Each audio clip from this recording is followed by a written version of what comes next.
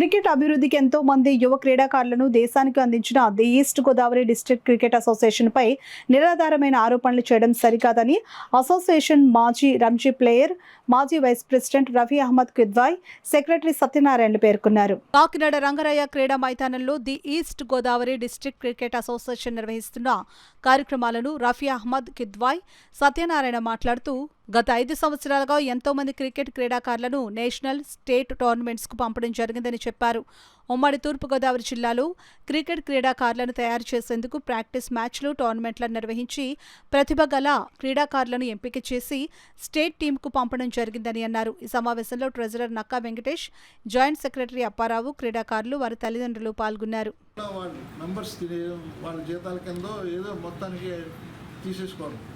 అది ఆడిట్ రిపోర్ట్లో కూడా క్లియర్గా ఉంది, వాళ్ళకి సబ్మిట్ చేసింది. ఈ 2012 నుంచి 2016 వరకు మరి ఈ బాపిరాజు గారు ఎంత మిస్అప్రాప్ట్ చేశారు అన్నది మాకు అందుబాటులో లేదు. ఎందుకంటే ఆడిట్ రిపోర్ట్లో వేయలేదు, అసలు ఆంధ్ర హై క్రికెట్ అసోసియేషన్ ఎంత డబ్బు వచ్చిందో మాకు కనపడటం లేదు. తర్వాత ఆయన ఇదొక్కటే జీవనోపాధి. 98 నుంచి జాయింట్ సెక్రటరీగా గత 20 సంవత్సరాలుగా ఆయన ఈ క్రికెట్ మీదే నడుస్తుంది. 16 తర్వాత మేము వచ్చిన తర్వాత 21లో వచ్చి ఆయన ఏదో రియల్ ఎస్టేట్ అని చెప్పేసి చెప్పుకుంటున్నాడు. మరి అంతవరకు నిజమో తెలియదు. మీకు ప్రతి ఒక్కటి చెప్పేది రియల్ ఎస్టేట్ ఈ రోజుల్లో.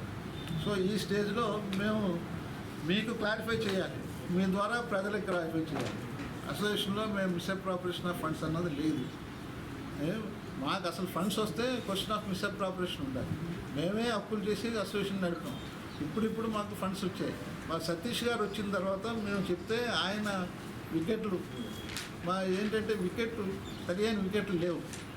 గత కొన్ని సంవత్సరాలుగా స్లో వికెట్ అయిపోయింది, ఎప్పుడో చేసినాయి. దాంతో మన ప్లేయర్స్ బయటకు వెళ్ళి ఫాస్ట్ వికెట్ మీద ఆడలేకపోతున్నారు. సో ఈ వికెట్లన్నీ కూడా మేము ఇచ్చేసి మా ట్రెజరర్ గారి దగ్గరుండి 2.5 అడుగుల నుంచి 3 అడుగుల వరకు తవ్వించేసి అంతా కొత్త మెటీరియల్ తోటి వేసి ఫాస్ట్ వికెట్లు తయారు చేసాం. అంటే వీళ్ళు రేపు వెళ్ళి బయట ఊర్లో ఉన్న చెప్పాలంటే అనంతపూర్ కానీ, వైజాగ్లో ఉన్న స్టేడియంలో వికెట్ కానీ అవన్నీ ఫాస్ట్ వికెట్. అలాంటి చోట ఆడడానికి అనుకూల అయ్యి తర్వాత నెట్స్లో కూడా ఫాస్ట్ వికెట్లు తయారు చేసాం. ఇవన్నీ ఈ విధంగా వీటన్నిటికీ మాకు సతీష్ కోఆపరేట్ చేశాడు. నిజం చెప్పాలంటే మాకు ఇలా అయింది, మన ఫండ్స్ మేమే చేసుకున్నామంటే సతీష్ ఫండ్స్ రిలీజ్ చేశాడు. దాంతో మేము బయటపడ్డాం. లేకపోతే ఈ అప్పులకి మళ్ళీ ఏం చేయాలో మాకే అర్థం అయ్యేది కాదు. సో ఈ స్టేజ్లో వాళ్ళు మా మీద బ్లేమ్ చేయడానికి అసలు ఆస్కారమే లేదు. అది మీ ద్వారా పబ్లిక్ తెలియజేయాలనే ఉద్దేశంతో. ముందు సెక్రటరీ ఉన్నారు మా ఈస్ట్ గోదావరిలో, ఆయన వచ్చారు, ఆ వేరియేషన్ చూపించారు. ఎతీబాన్ సొంతంగా డబ్బులు కొనుక్కోలేని రోజుల్లో ఆయన ఎతీబాన్, కోడిగుడ్డు, పాలు ఇచ్చి ఒక సెపరేషన్ చూపించారు. ఆయన ఎప్పుడు ఏ పని చేసినా ఒక ట్రేడ్ మార్క్. అంటే జెన్యున్గా అందరూ ఎదుగుతారు, కానీ కొందరే గుర్తుంటారు. అందులో ఒక వ్యక్తి సతీష్ గారు. సో ఇప్పుడు ఆయన వచ్చారు కాబట్టి జెన్యున్గా ఉన్న ఈ టీం, అంటే ఇప్పుడు ప్రతి ఒక్కరు నేను జెన్యున్ అని చెప్తారు, కానీ జనాల్లో ఉండాలి, మీడియాకి తెలుసు, ఎవడన్నా అడిగితే సమాధానం చెప్పే పొజిషన్లో మనం ఉండాలి. సో దానికి మేము సిద్ధంగా ఉన్నాం. ఈ జెన్యున్ టీంకి సతీష్ గారి సహకారం ఉంటుంది, ఆయనకి మా సహకారం ఎప్పుడూ ఉంటుంది. ఇప్పుడు ఎవరి కోరికైనా ఒకటే, ఇది పాలిటిక్స్ కూడా కాదు, క్రికెట్ అంటే ప్రతి ఒక్కరికి ప్రాణం. ఇక్కడ పేరెంట్స్ చాలా బిజీ, డబ్బులు ఎంత సంపాదించడం అన్నది పక్కన పెడితే రియల్ లైఫ్లో చాలా బిజీ. భర్త వీళ్ళు లేకపోతే భార్య వీళ్ళు లేకపోతే తమ్ముడు, ఎవరొకరు పిల్లల్ని తీసుకొచ్చి అక్కడ ఆడిస్తున్నారు. కొన్నిసార్లు అవకాశాలు దొరుకుతాయి, కొన్నిసార్లు దొరకవు. బట్ చదువు అయితే ఎప్పుడు చదువుకున్న రిజల్ట్ ఉంటుంది. క్రికెట్లో 1 డే వస్తుంది, ఆ డే వచ్చే వరకు వెయిట్ చేయాలి. ఆ డేలో సక్సెస్ అయినోడు ఎప్పుడు పైనే ఉంటాడు. సో ప్రతి పేరెంట్కి తెలుసు ఆ విషయం. మేము ఇప్పుడు ఇక్కడ ఉన్నది కూడా గతంలో మేము ఫేస్ చేసిన ప్రాబ్లమ్స్ మా నెక్స్ట్ జనరేషన్స్ ఫేస్ చేయకూడదని. సో దానికోసం మా సార్ ఉన్నారు, మా సార్ పైన సతీష్ గారు ఉన్నారు.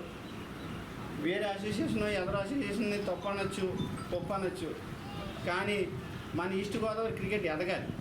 ఎదగడానికి నాకు నుంచి 10-12 ఏళ్ళ నుంచి ఇక్కడే క్రికెట్ ఆడుతున్నాను. గతంలో ఉన్న ఇబ్బందులు నాకు ఇప్పుడు లేవండి. గతంలో ఉన్న ఇబ్బందులు ఇప్పుడు లేవు. సార్ రఫీ గారికి అన్ని క్రికెట్ కోసం తెలుసు కాబట్టి అన్ని లైన్ గాడి తప్పిన వాళ్ళు కూడా లైన్లో పెట్టారు. మరి మేము క్రికెట్ మాని తెలుసుకున్నాడు మా ఓటు పెద్దాడు. నువ్వు ఇక్కడ పనికిరావు, ఇక్కడ ఆడినెవరు నిన్ను, ఈ అసోసియేషనే గతంలో అసోసియేషన్ వాళ్ళే నిన్ను ఇక్కడ ఆడినెవరో అని చెప్పి పాండిచేరి పంపించారు. ఆ పాండిచేరి పంపితే అక్కడి నుంచి అక్కడ వాళ్ళు రంజీకి డైరెక్ట్గా రంజీ అయితే ఇక్కడి నుంచి అసోసియేషన్ వాళ్ళే మనకి ఫేక్ సర్టిఫికేట్ పెట్టించారు. మామూలుగా మా పిల్లడు 17 సంవత్సరాలు రంజీకి సెలెక్ట్ చేశారు. ఫేక్ సర్టిఫికేట్ పెట్టింది అది అక్కడ 2 సంవత్సరాలు సస్పెండ్ చేశారు మా వాళ్ళు. ఇంక ఎక్కడ ఆడటానికి లేదు. ఈ క్రికెట్ మానేసి అక్కడ మొత్తం మానేసి మళ్ళీ రన్నింగ్లో పెట్టి మళ్ళీ ఆడలే తీసుకుని అక్కడ మళ్ళీ కేసులు అది అయ్యని పెడితే మళ్ళీ కుదరలేదు, కుదరలేదు. మళ్ళీ సాయికి అమ్మి వచ్చినప్పటికి సారు రఫీగా మొత్తం ఇలా మొత్తం లైన్లో పెట్టి ఆడటం మానేసి ఆడించి మొత్తం లైన్లో పెట్టి వాళ్ళ స్టేజ్లో ఉన్నాడంటే కారణం సారే. గతంలో డబ్బులు తిన్న వాళ్ళు చూసాము మేము ఇక్కడ. కానీ ఇప్పుడే ఈ ఇల్లు వచ్చిన తర్వాత మొత్తం పిచ్చులు కూడా మేము దగ్గరుండి మేమే చేయించుకున్నాం. మొత్తం అంతా కింద నుంచి బాటం నుంచి ఏం లేదు, మనం దగ్గరుండి వాళ్ళు $2.5 feet 3.5 feet దగ్గరుండి చేయించుకున్నాం, నెట్ చేయించుకున్నాం. పిల్లలు అంటే ఇప్పటి నుంచి బాగుంటుందని ఉద్దేశంతో ఉన్నాం. అటు బయట నుంచి డబ్బు తీసుకుని ఆడించిన అసోసియేషన్ ఆడించు గత అసోసియేషన్ ఆడించిన ప్లేయర్స్ లేరు. వాళ్ళు రావడం ఈస్ట్ గోదావరి ప్లేయర్స్ ఎంతమంది పోతున్నారు, 3 తీసుకొస్తారు, 3 ప్లేయర్స్ మన ఈస్ట్ గోదావరి ప్లేయర్స్ పోతున్నారు ఏమండి. అలాగా గతంలో ఎంతమంది సీట్ ఆడారు చూడండి. ఇప్పుడు కొత్త అసోసియేషన్ వచ్చిన తర్వాత వీళ్ళు క్రికెట్ అంటే అందరికి అవగాహన ఉంది కాబట్టి ఈ సంవత్సరం ఈ అసోసియేషన్ వచ్చిన తర్వాత ఇంచుమించుగా చాలామంది వరకు స్టేట్ ఆడిన ప్లేయర్స్ అందరూ కూడాను. గతంలో ఒకరిద్దరు వెళ్ళేవారు. ఎందుకు వెళ్ళేవారు ఒకరిద్దరు? ఇప్పుడు ఎందుకు ఆడుతున్నారు ఎక్కువ మంది? ఫారెన్ ప్లేయర్స్ వచ్చేవారు, వేరే రాష్ట్రం నుంచి వచ్చేవారు ప్లేయర్స్. వాళ్ళకి డబ్బు కావాలా? ఏమన్నా ఎంత దారుణం అంటే చెప్పండి. విచారించవలసి ఏంటంటే ఎంత దారుణం అంటే ఈస్ట్ గోదావరిలో ప్లేయర్స్ మానేసి ఒక ప్లేయర్ ఈస్ట్ గోదావరి ఆడాలంటే డిస్ట్రిక్ట్ మ్యాచ్లు ఆడాలంటే డబ్బు అండి. ఒక డిస్ట్రిక్ట్ మ్యాచ్ ఆడాలంటే డబ్బు, ఇంకా స్టేట్ మ్యాచ్లోకి వెళ్ళిపోతున్నాం మనం. ఈ కుర్రాడు మన ఈస్ట్ గోదావరి కుర్రాడు ఎలా ముందుకెళ్తాడు, ఏ విధంగా వెళ్తాడు, వెళ్ళగలరండి చెప్పండి మీ అందరూ కూడా. మరి ఈరోజు ఎంతమంది స్టేట్ ఆడడానికి కారణం ఏంటండి? గతంలో ఆడలేకపోయారు, ఇప్పుడు ఆడుతున్నారు. వ్యత్యాసం ఏంటి? గతంలో ఫారెన్ ప్లేయర్స్ వచ్చేవారు ఐపీఎల్ లాగా, ఇప్పుడైతే లోకల్ ప్లేయర్స్ ఆడుతున్నారు. వీళ్ళు లోకల్ టాలెంట్ చూపిస్తున్నారు, వీళ్ళు పైకి వెళ్తున్నారు, ప్రతి మ్యాచ్ అవకాశం ఇస్తున్నారు. ఎక్కడో మ్యాచ్ 1-2 మ్యాచ్లు కొడుతున్నారు. ఎంత దాని మా అబ్బాయికి ఇంకో వీళ్ళ అబ్బాయి మీ అబ్బాయి నష్టపోయిన వాళ్ళు మేము. మా అబ్బాయికి ఎంత దారుణం ఏంటి తెలుసండి, ఒక మ్యాచ్ స్కోర్ కొట్టలేదు అనుకోండి, రే నువ్వు అందరితో మాట్లాడతలేదు, ఎందుకు చేశారు నేను నెక్స్ట్ మ్యాచ్ కంటే వాళ్ళు చెప్పిన సమాధానం ఏంటి చెప్పండి, నువ్వు అందరితో మాట్లాడతలేదంట, అందుకు పక్కన కూర్చోబెట్టారంటే